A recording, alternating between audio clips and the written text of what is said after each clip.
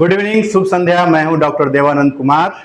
आज संधि के अंतिम भाग में यानी छठे भाग में आप सभी का स्वागत है। आज आप सभी विसर्ग संधि के बारे में जानेंगे। तो आइए विसर्ग संधि के बारे में हम लोग जानते हैं। तो विसर्ग संधि है ना, विसर्ग संधि किसे कहते हैं? विसर्ग संधि की परिभाषा से शुरुआत करते हैं। तो विसर्ग के साथ स्वर या व्यंजन के मेल से जो विकार या रूप परिवर्तन होता है उसे विसर्ग संधि कहते हैं।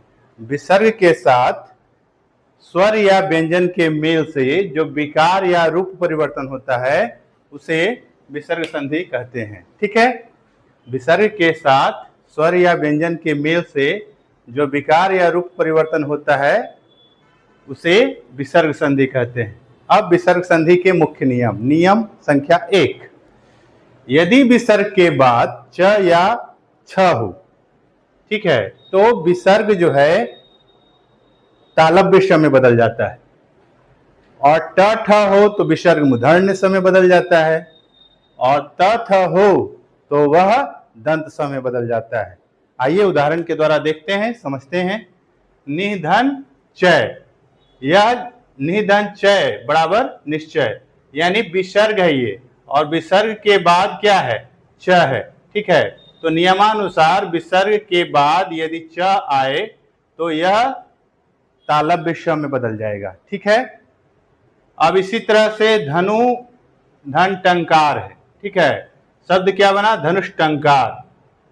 तो विसर्ग के बाद क्या आया? ट आया, तो यह मूर्धन्य श में बदल गया। ठीक है, अब दुह धन थकार यानी दुष्टखार, तो विसर्ग के बाद क्या आया? थ आया, और यह बदल गया दंत स में। इस प्रकार दुष्टखार हो गया। तो इस तरह से हम लोग विसर्ग संधि की परिभाषा और नियम संख्या 1 के बारे में जान चुके हैं। अब आगे हम लोग नियम संख्या 2, 3, 4, 5, 6, 7 ये सब जानेंगे। तो आगे बढ़ते हैं।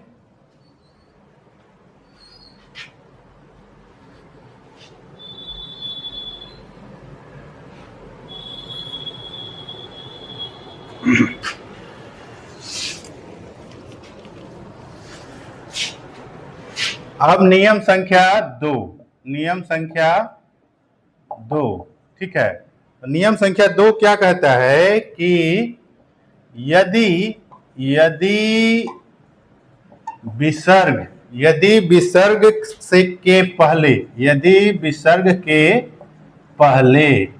विसर्ग के पहले इकार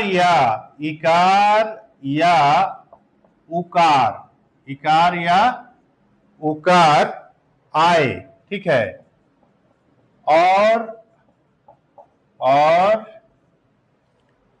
विसर्ग के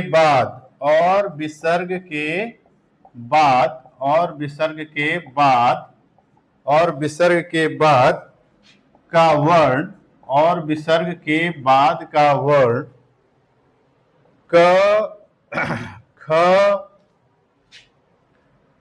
प फ हो तो विसर्ग का मूर्धन्य श है ना, विसर्ग का मूर्धन्य श हो जाता है। ठीक है, जैसे एक बार फिर ध्यान से आप लोग देखेंगे, सुनेंगे नियम संख्या 2 को, कि यदि विसर्ग के पहले इकार या उकार आए और विसर्ग के बाद का वर्ण क ख प फ हो तो विसर्ग का मूर्धन्य श हो जाता है। जैसे निधन कपट बराबर क्या हो जाएगा? निष्कपट बराबर हो जाएगा निष्कपट। विसर्ग के बाद क्या आया? क आया। ठीक है, विसर्ग के बाद क्या आया? क आया। और विसर्ग के बाद यदि क आएगा तो वह किसमें बदल जाएगा? मूर्धन्य श में। ठीक है, समझ गए? अब हम लोग आगे बढ़ेंगे। इसी तरह से और भी शब्द हो सकते हैं, दुष्कर, है ना, या फिर निष्पाप। अब आगे नियम संख्या हम लोग 3 देखते हैं।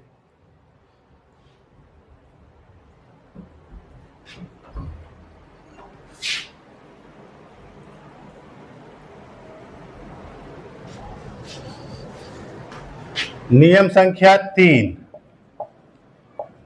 नियम संख्या 3। ठीक है, तो नियम संख्या 3 क्या है कि यदि विसर्ग के पहले, यदि विसर्ग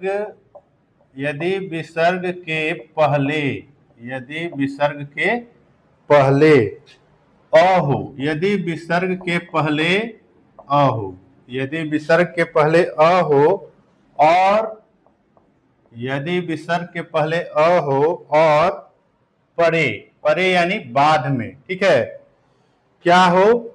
क हो, ख हो, प हो, फ हो। ठीक है, या इनमें से कोई वर्ण हो, इनमें से कोई वर्ण हो, कोई वर्ण हो तो विसर्ग ज्यों का त्यों, ज्यों का त्यों यानी वैसा का वैसा ही रहता है। ठीक है, वैसा का वैसा ही रहता है। जैसे प्रातः काल, प्रातः धन काल। ठीक है, बराबर प्रातः काल। ठीक है, प्रातः काल। या पयः पान बराबर पयः पान। इसमें परिवर्तन नहीं होगा। क्यों?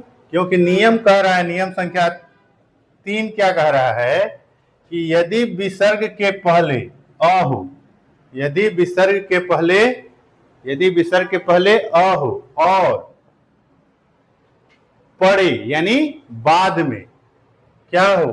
क हो या ख हो या प हो या फ हो, या इनमें से कोई वर्ण हो तो विसर्ग ज्यों का त्यों रहता है। जैसे अब प्रातः काल में देखिए कि प्रातः काल या इसमें विसर्ग है, विसर्ग के बाद क्या है? प्रातः काल में क है। ठीक है, और इसमें क्या है? पयः पान में प है। तो इसीलिए प्रातः काल का संधि विच्छेद प्रातः धन काल होगा और वह प्रातः काल ही रहेगा, और पयः पान का भी संधि विच्छेद पयः धन पान होगा और वह पयः पान ही रहेगा। ठीक है, इस तरह से हम लोग नियम 3 तक समझ चुके हैं। अब हम लोग नियम संख्या 4 जानेंगे। नियम संख्या 4 जानेंगे। ठीक है,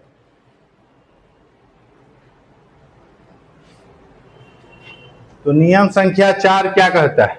नियम संख्या 4 यह कहता है, नियम संख्या 4 कि यदि ई या उ, ठीक है, यदि ई या उ के बाद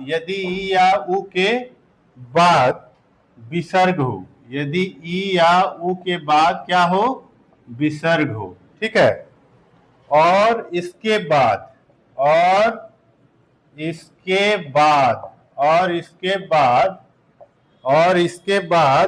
आए, और इसके बाद क्या आए?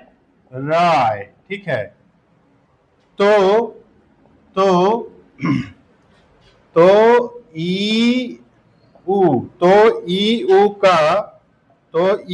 का दीर्घ ई दीर्घ ऊ हो जाता है। ठीक है, दीर्घ ऊ हो जाता है। और और विसर्ग जो है, विसर्ग क्या हो जाता है? विसर्ग लुप्त हो जाता है। विसर्ग लुप्त हो जाता है। विसर्ग लुप्त हो जाता है। जैसे जैसे, ठीक है, जैसे जैसे नि, है ना, निधन रव, निधन रव बराबर क्या होगा? नीरव। ठीक है, अब हम लोग समझते हैं, फिर से नियम को पढ़ते हैं। नियम संख्या 4 क्या कहता है कि यदि ह्रस्व ई या ह्रस्व ऊ के बाद विसर्ग हो, ठीक है, यदि ह्रस्व ई या ह्रस्व ऊ के बाद विसर्ग हो और इसके बाद र आए तो ह्रस्व ई ह्रस्व ऊ का दीर्घ ई दीर्घ ऊ हो जाता है। ठीक है, और विसर्ग जो है लुप्त हो जाता है। तो क्या कह रहा है कि ह्रस्व ऊ के बाद विसर्ग और इसके बाद र आए, तो विसर्ग के बाद क्या आया? र आया। ठीक है, तो ह्रस्व ई और ह्रस्व ऊ का क्या हो जाता है? ई रहेगा तो दीर्घ ई में और ऊ रहेगा तो दीर्घ ऊ में। ठीक है, तो यहाँ पर क्या है ना, ह्रस्व ई है, ह्रस्व ये है ह्रस्व ई, छोटी ई। ठीक है, तो यह बदल गया बड़ी ई में। ठीक है, यहाँ है ना छोटी ई, तो ये बदल गया बड़ी ई में। तो इस तरह से निधन रव बराबर क्या हो गया? नीरव। इसी तरह से और भी शब्द है नीरस, इसी तरह से शब्द हो जाएगा क्या? नीरस। इसका भी संधि विच्छेद निधन रस होगा, निधन रस। ठीक है, निधन रस। अब एक शब्द है दुराज, दुराज। ठीक है, सॉरी, दुराज, दुराज में द्रुह का दुराज। अब इसका संधि विच्छेद करेंगे तो क्या होगा? दुराज, द में हर्षुकार रहेगा, दु धन राज। ठीक है, क्यों? क्योंकि विसर्ग है और विसर्ग के बाद क्या है? र है। तो विसर्ग के बाद र रहेगा तो क्या हो जाएगा? ये जो हर्षुकार है ये द्रुहकार में बदल जाएगा। ठीक है, इसी तरह से नीरस के बाद क्या है? निरोग। निरोग एक शब्द है ना, तो निरोग, निरोग ऐसे होता है, निरोग, और इसका संधि विच्छेद करेंगे तो क्या होगा? निधन रोग। ठीक है, तो हम लोग संधि में विसर्ग संधि का नियम संख्या 4 जान चुके हैं। ठीक है, अब आगे हम लोग नियम संख्या 5 के बारे में जानेंगे। नियम संख्या 5 के बारे में जानेंगे।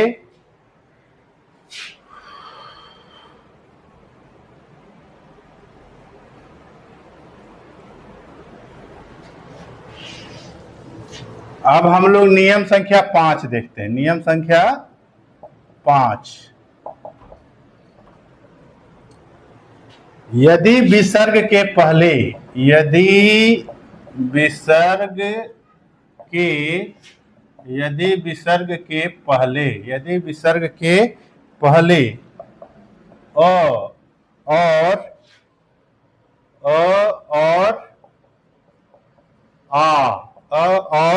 आ को छोड़कर, और आ को छोड़कर, और आ को छोड़कर कोई दूसरा, है ना, कोई दूसरा स्वर आए, कोई दूसरा स्वर आए और विसर्ग के बाद, और विसर्ग के बाद, और विसर्ग के बाद कोई, विसर्ग के बाद कोई स्वर हो या किसी वर्ग का, किसी वर्ग का, किसी वर्ग का तृतीय, तृतीय, चतुर्थ, चतुर्थ या पंचम, या पंचम वर्ण हो, पंचम वर्ण हो, ठीक है, पंचम वर्ण हो, या य र ल व ह, ठीक है, हो, तो विसर्ग के विसर्ग के स्थान में क्या होगा, विसर्ग के स्थान में र यानी आधा र हो जाता है, आधा र हो जाता है। जैसे, है ना। नियम संख्या 5 क्या कह रहा है, नियम संख्या 5 कह रहा है कि यदि विसर्ग के पहले अ और आ को छोड़कर कोई दूसरा स्वर आए और विसर्ग के बाद कोई स्वर हो या किसी वर्ग का तृतीय, चतुर्थ या पंचम वर्ण हो या य र ल व हो तो विसर्ग के स्थान में र हो जाता है। जैसे जैसे निधन उपाय, निधन उपाय क्या हो जाएगा, निरुपाय, निधन उपाय क्या हो जाएगा, निरुपाय। क्यों, क्योंकि विसर्ग के बाद क्या आया है, उ आया है, और विसर्ग के बाद, है ना, विसर्ग के बाद कोई स्वर हो या किसी वर्ग का तृतीय, चतुर्थ या पंचम वर्ण हो तो क्या होगा, र हो जाएगा। तो चूंकि यह छोटा उ है तो क्या हो गया, इसके स्थान पर र होना चाहिए था आधा, और छोटा उ है तो यह बदल गया रू में, ठीक है। तो इस तरह से हो गया निरुपाय। अब दो धन गंध यानी बराबर दुर्गंध, दुर्गंध, इसमें क्या आया, विसर्ग के बाद क्या आया, ग आया, तो विसर्ग के बाद ग यानी कि तृतीय, ठीक है, तो क्या हो गए, हो जाएगा, यह रेफ में बदल गया, ठीक है। दुह जोर आत्मा, दुह जोर आत्मा, दुह जोर आत्मा क्या हो जाएगा, दुरात्मा। इस तरह से हम लोग विसर्ग संधि का नियम संख्या 5 पढ़ चुके हैं और समझ चुके हैं। अब हम लोग विसर्ग संधि का नियम संख्या 6 के बारे में जानेंगे और समझेंगे, है ना। जब तक मैं मिटा रहा हूं तब तक आप लोग रिवीजन करिए, दोहराइए, देखिए फिर से नियम संख्या 1 देखिए, 2 देखिए, 3 देखिए, है ना, 4 देखिए, 5 देखिए, और अब नियम संख्या हम लोग 6 जानेंगे, नियम संख्या 6, ठीक है। इसमें क्या है कि यदि विसर्ग के पहले, यदि विसर्ग के पहले, यदि विसर्ग के पहले, यदि विसर्ग के पहले अ आए, यदि विसर्ग के पहले अ आए और उसके बाद, और उसके बाद, और उसके बाद किसी वर्ग का, किसी वर्ग का, किसी वर्ग का तृतीय, किसी वर्ग का तृतीय, चतुर्थ, चतुर्थ या पंचम, पंचम वर्ण आए या य र ल व ह रहे तो विसर्ग का, विसर्ग का, विसर्ग का उ, है ना, विसर्ग का उ हो जाता है, तो विसर्ग का क्या हो जाता है, उ हो जाता है, यानी दीर्घ उ हो जाता है। और यह ह्रस्व पूर्ववर्ती, पूर्ववर्ती, है ना, पूर्ववर्ती अ, पूर्ववर्ती अ से मिलकर, से मिलकर, से मिलकर गुण संधि, है ना, गुण संधि, गुण संधि द्वारा गुण संधि द्वारा ओ हो जाता है, ओ हो जाता है। जैसे जैसे मनः, मनः धन रथ, ठीक है, बराबर मनोरथ, मनोरथ। वो हो गया। क्या कह रहा है नियम संख्या 6? यदि विसर्ग के पहले अय और उसके बाद किसी वर्ग का तृतीय, चतुर्थ या पंचम वर्ण आए या य, र, ल, व, हर है, तो विसर्ग का उ हो जाता है, यानी दीर्घ हो जाता है, और यह उ पूर्ववर्ती अ से मिलकर गुण संधि द्वारा ओ हो जाता है। तो मनः, मनः में विसर्ग है और उसके बाद क्या है? र है, ठीक है। तो विसर्ग के बाद, विसर्ग के बाद, ठीक है, क्या है? उस विसर्ग के बाद र आए, ठीक है, र रहे तो विसर्ग का उ हो जाता है और यह गुण संधि द्वारा ओ हो जाता है। इसलिए क्या हो गया? विसर्ग के बाद र है तो यह ओ में बदल गया, ठीक है, तो मनोरथ हो गया, मनोरथ, मनोरथ। इसी तरह से मनोरथ के साथ साथ क्या हो जाएगा? मनोरथ के साथ साथ हो जाएगा सरोज, सरहधन ज, सरोज, मनोभाव, मनःधन भाव, पयोधर, पयःधन धर, मनोहर, मनःधन हर, मनोविकार, मनःधन विकार, वयोवृद्ध, वयःधन वृद्ध, यशोधरा, यशः धन धरा, सरोवर, सरहधन वर, तेजोमय, तेजः धन मैं, यशोदा, यशः धन दा, पुरोहित, पुरः धन हित, मनोयोग, मनाधन योग, ठीक है। अब हम लोग